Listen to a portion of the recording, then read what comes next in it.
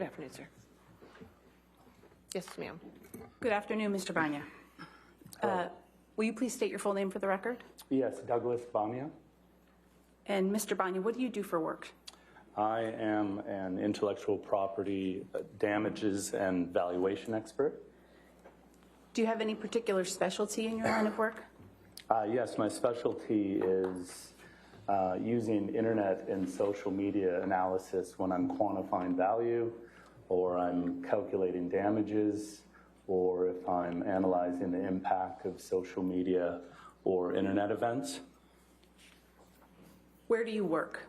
I work at Nevium, which is located in San Diego, California. How long have you worked there? 10 years. What's your position? I'm a founding principal and an analyst. I'd like to talk a little bit about your educational background for a moment. Where did you attend college? I received my bachelor's degree in cinema from San Diego State University. I graduated in 1997. And after you graduated in 1997, did you pursue another degree? Yes, I went directly to San Diego State University. I got a master's degree in television, film, new media production. Was there any particular reason you chose to go to San Diego State for that? The new media production side of that program I really liked. I graduated from there in 2000, so this is even before YouTube was found. So the whole idea of putting film on the internet and kind of analyzing the internet and using analytic tools to see how things are doing on the internet that's what attracted me, and that's what I learned there as well. What did you do after you got your master's degree? After the master's degree, I moved to Los Angeles, and I was an independent filmmaker for a while. Then I got introduced to intellectual property, and I started working for a small boutique IP firm back in San Diego. What was the boutique firm you went to? What was the name of the firm? Yes. The name of the firm was Consor. And what did Consor do? Consor values intellectual property for various business reasons. They do litigation support services as well. And when you say intellectual property, what do you mean? When I talk about intellectual property, I'm mostly talking about copyrights, patents, and trademarks. I might include related intangible assets such as domain names, websites, internet accounts. But IP for me is mostly brands, publicity rights, copyrights, trademarks. What type of work did you do while you were at Consor? I have various positions there, but I was a research analyst, as a financial analyst. I was a director of business development. My last position there was a principal. And what kinds of things did you work on? We worked on, valuation. Our clients, they needed valuation of their IP portfolio for maybe tax or estate reasons. A lot of litigation support like I'm doing now. Somebody infringes on a trademark or publicity rights. That's actually the place I got my first expert witness job. I was a named expert on a right of publicity case representing the retired players of the NFL against the NFL. They're using their name and likeness without permission. So services such as that. How long did you work at Consor? I was at Consor for 10 years. And after Consor, where did you work? Then at Nevium, where I am now. And did you found Nevium? Yes. What kind of work does Nevium do? Nevium does several things, provides several services. So we value intellectual property for various reasons: tax, estate, M&A, business transactions. We not only provide the value of a business, but we can break that value. What percent of the value is this trademark portfolio or this patent portfolio? We do litigation support. So like I'm here, I testify in cases, maybe a false endorsement case. Somebody uses a celebrity's name and likeness without permission. Maybe there's a trademark infringement case. You used a brand without permission. A defamation case such as this. What's the impact of something that was posted online? So the third kind of bucket of services we offer is brand monetization strategies. So I think the best way to explain that is companies have business plans, they have marketing plans, they don't have IP plans. So we come in and work with customers, with our clients, understand their business and their marketing plans, and help them build an IP plan that fits in with those two so they can essentially make more money off their branded products and services. And I think what's important with all that is, what differentiates us with competitors is we use internet and website analytic tools and everything we do. Everything is online now, and understanding those tools when calculating value or calculating damages is important. Do you have any professional certifications? I am a certified licensing professional. That is a designation given by the Licensing Executive Society, LES. LES is a not-for-profit organization that supports professionals like me who deal with a lot of licensing. I'm a Google Analytics individual. I have a Google Analytics individual qualification. That is a test given by Google for those that understand and pass a test related to internet analytics. Can you explain a little bit about what Google Analytics is? Yeah, so Google Analytics is a web service provided by Google, and it's used by business owners and website owners to understand the traffic that comes to their websites. So essentially, once you sign up for your Google Analytics account, you're given a bit of code, and you embed that code into various your web pages. Then you can log in, and you can see who's coming to my website, what are they doing. And really, it's essentially a tool for search engine optimization. The goal of the web is to show up #1 in Google Organic. So then you'll tweak your website a bit. You'll look at your analytics, see if you're showing up on the first page of Google. If not, you can use those analytics to keep playing around and try to end up on the first page of Google. Are you a member of any professional organizations? I'm a member of the International Trademark Association. That is an organization. They're actually having their annual conference here in D.C., so I'm popping back and forth to that. I'm on their right of publicity panel. I just gave a presentation on Monday. I'm a non-attorney member of the American Bar Association. I'm on their Copyright and Social Media Committee. Your Honor, at this point, plaintiff would offer Mr. Bania as an expert in internet and social media analytics. All right, any objection? No, Your Honor. All right, so moved. Thank you. Mr. Bania, what were you asked to do in this case? I was asked to analyze the impact of the allegations of domestic abuse made by Ms. Heard as it relates to her 2016 restraining order, and then asked to also analyze the republication of that alleged abuse in her 2018 Washington Post op-ed. What work have you done in connection with forming your opinions relative to that? So I identified the best tools to use in this case, which are Q-scores, Google Trends, and historic Google search results. You used a few terms in there. I just want to break them down a little bit.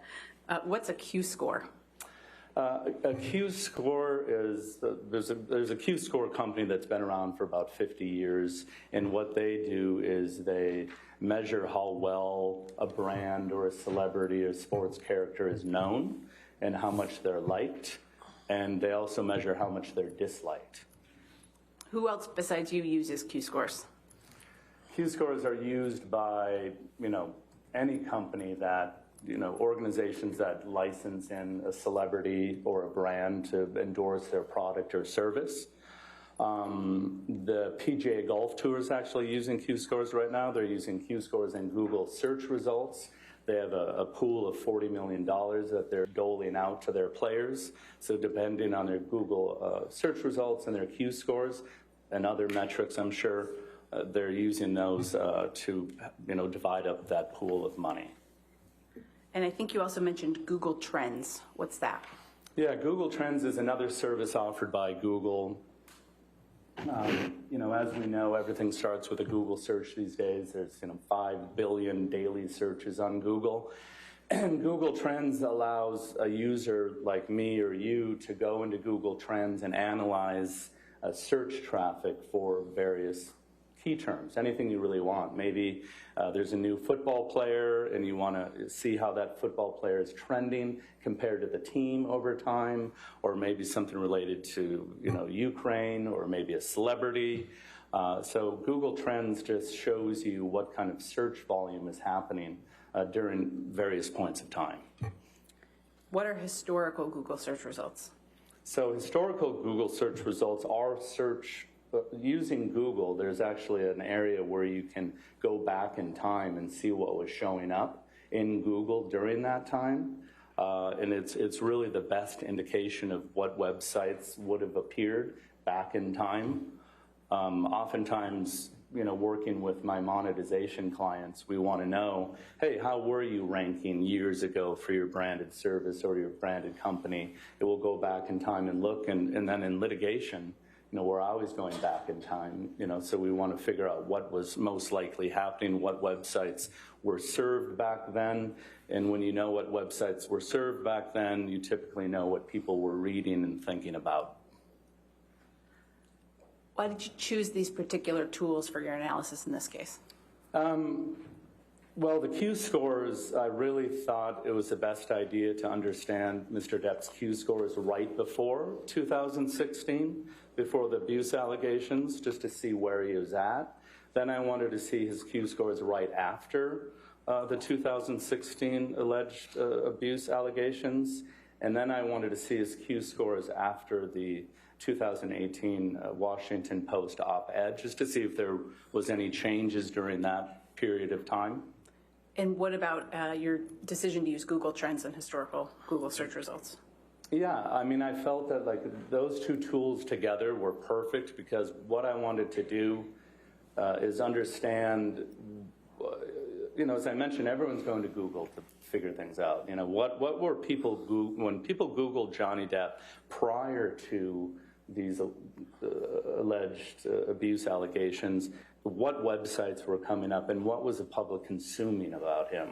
Then I wanted to know that after, and then after the op-ed. So I used Google Trends just to identify the dates in time, in which then I went into the historic Google search results. I searched for Mr. Depp, and then I changed those dates to go back in time, and then I analyzed the top 3 websites of each search. Based on the analysis you did in this case, have you formed any opinions? Yeah, my analysis shows that prior to 2016 and the allegations, the abuse allegations, Mr. Depp was not portrayed in a negative connotation. That's the first thing that I identified. Did you form any other conclusions?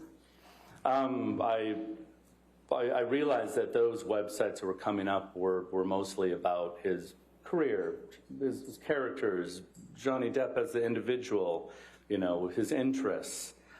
Then after the 2016 mark, the majority of those results turned into negative things about the abuse allegations. And then even more so after the op-ed, there seemed to be kind of a theme or a flavor of not only the abuse allegations, but his drinking and drug use. Did that answer your question? Yes. Okay. Yeah. Mr. Bania, have you prepared a demonstrative that depicts how you used Google Trends in this case? Yes. Your Honor, at this time, we'd like permission to approach. I have hard copies.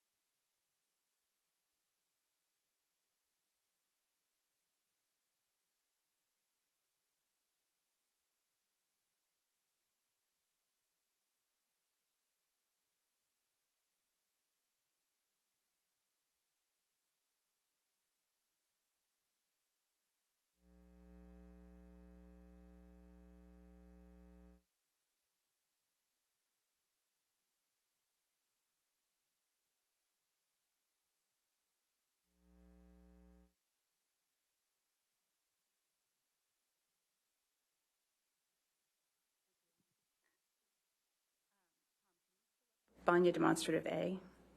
And just for the record, we've marked these as plaintiffs 1236 for identification. 1236 for identification. Do you want to publish it to the jury?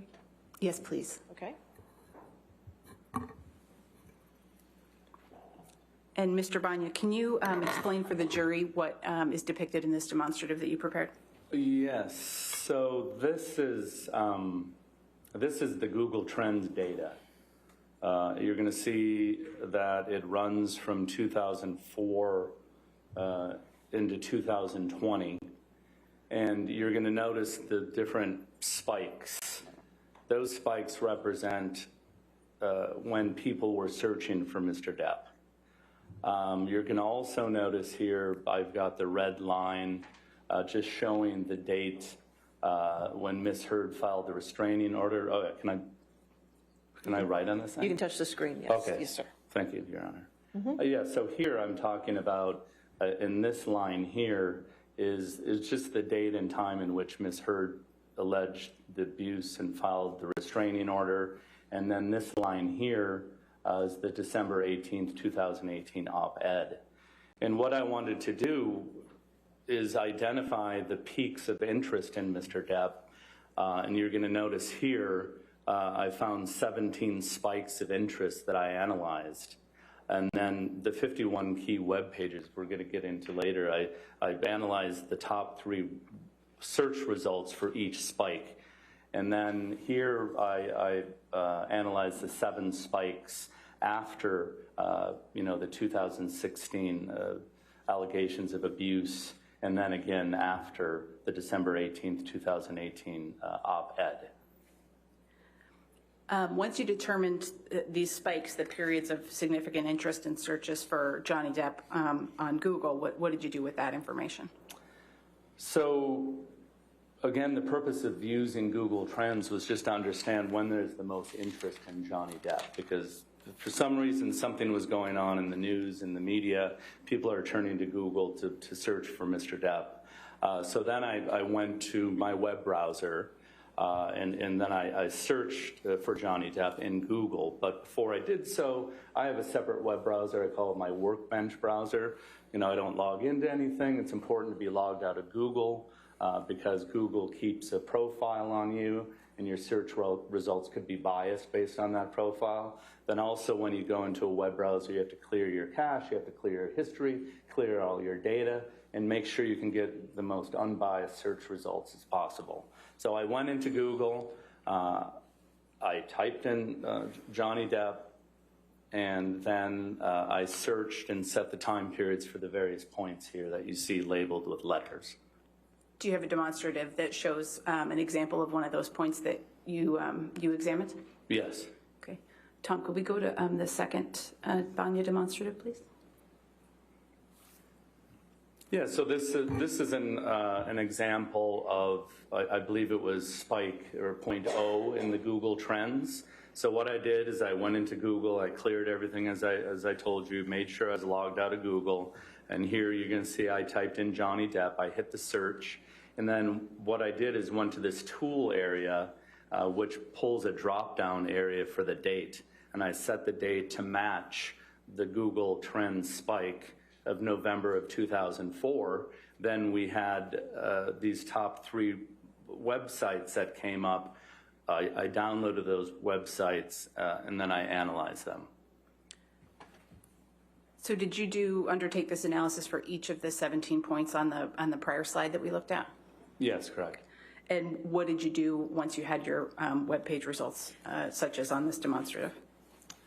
You mean when I reviewed each web page? Yes. Yeah, so what I was looking for is, were these web pages or articles, did they have anything to do with the alleged abuse? Did they have anything to do with his alcohol, drug use? Did they have anything to do with his work ethic? So I basically, tried to understand, the content and of each website or article. Did you look at all of the results that turned up when you ran these historical searches? I only reviewed the top 3. Why did you choose the top 3?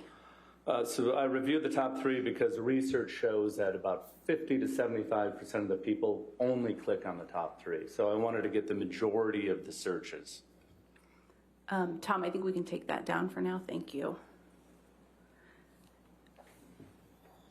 What did you determine about the results that you found for the period prior to Ms. Heard's first allegations of abuse?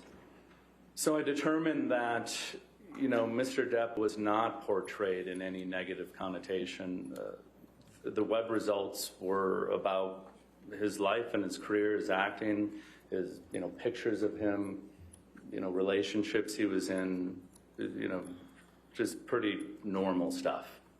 And what did you determine about the top results after Ms. Heard's initial allegations in 2016 and then the republication in the op-ed in 2018? Objection, Your Honor. Okay.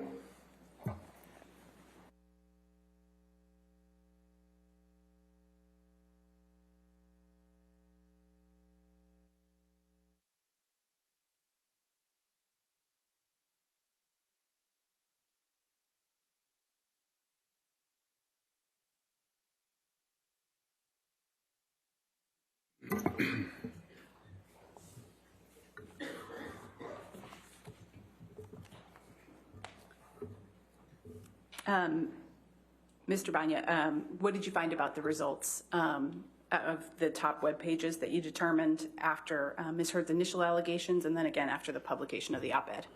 Yeah, so after the initial allegations in 2016, I found that the majority of them had to do with the alleged abuse. And then after I realized that the web pages that were dealing with the alleged abuse then started talking about is drinking and drinking and doing drugs. So it appeared to me that they became negative after 2016, but then after 2018, they even included the alleged abuse, but also included the drinking and drug use. Did you form any opinions about the results that didn't refer to the allegations of abuse? That didn't? I formed an opinion that, I'm not following your question, I'm sorry. That's all right, we can move on. Did any of the results that you analyzed refer to Mr. Depp's work ethic? No. Did you form any overall opinions about the results in the web pages that you looked at following Ms. Heard's accusations of abuse? Yes, as I stated, prior to 2016, the web pages were just about his daily life and career. After the 2016 marker point, they tended to include, the majority of them included, the allegations of abuse. And then after the 2018 op-ed, the ones that included the allegations of abuse were also talking about drinking and drug use. What was your overall view of the connotation of those results then? Yeah, so Mr. Depp was portrayed in a negative connotation after the 2016 allegations of abuse, and even more so after the 2018.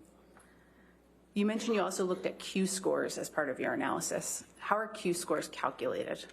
Yeah, so Q scores, it's a survey of 1,800 people that happens twice a year. What they do is it's internet-based, and they measure how well a celebrity or a brand is known, how much they're liked, and how much they're disliked. Q scores, include sports figures, celebrities, even cartoon characters, brands. So that's how the scoring system works. Do you have a demonstrative that reflects the Q score analysis that you prepared? Yes. Okay. Tom, could we have demonstrative C, please? And Mr. Bania, what does this tell us about the Q score analysis that you completed? Yeah, so what this is saying, again, these spikes are the Google trends that you've already seen, but what I've overlaid are his Q scores shown in the red, green, and purple area. And as you recall, I wanted to find out his Q score prior to the allegations of abuse in 2016, where he had a positive Q score of 11 and a negative Q score, a positive Q score of 35 and a negative Q score of 11. And then I looked at the Q-scores after, and then after the op-ed. And what did you determine about those Q-scores?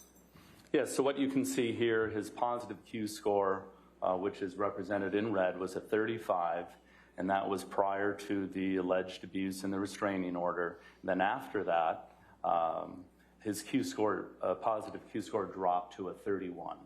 And what that's saying is less people liked him after the date of the 2016 alleged abuse. And then his negative Q-score went up from an 11 to a 16, which is telling you that more people disliked him during that time frame. And what did you find about the final Q-scores that you looked at for Mr. Depp? Yeah, then you can see the Q-score C that I have there in purple. His positive Q-score went from a 31 to a 29. His negative Q-score went from a 16 to a 15. So now his positive Q-score dropped again from a 31 to a 29, meaning less people had a positive impression of Mr. Depp. And then his negative Q-score did go from a 16 to a 15, so not as many people disliked Johnny during that time frame. What are your overall opinions about the Q-scores that you analyzed? So my overall opinions are, as I mentioned earlier, I wanted to analyze the Q-scores during this snapshot of time. I wanted to understand what they were before, during, and after the op-ed. And what this tells me is his positive Q-score went from a 35 to a 29, and then his negative went from an 11 to a 15. So what the Q-scores is telling me is the public perception of Mr. Depp has been damaged. They like him less and they dislike him more. Based on all of the analyses that you completed in this case, what are your final opinions about Mr. Depp's reputation over this period of time? Yeah, so my opinions are that, Mr. Depp was not portrayed in a negative connotation prior to the 2016 allegations of abuse.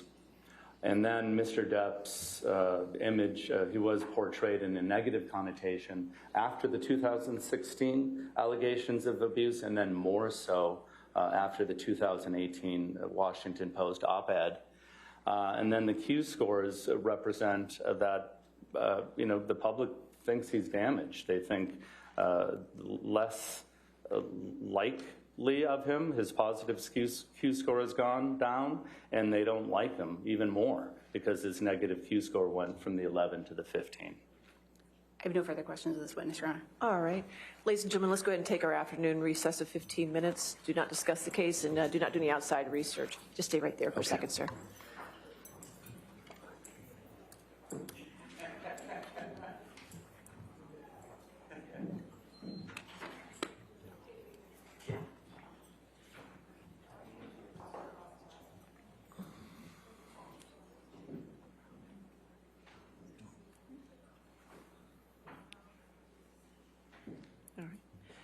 And sir, since you're in the middle of your testimony, you did not discuss your case even with the attorneys at this point or your testimony. Okay, sir? Okay. All right. Thank you. But you can step down. We'll be back in about 15 minutes. Okay.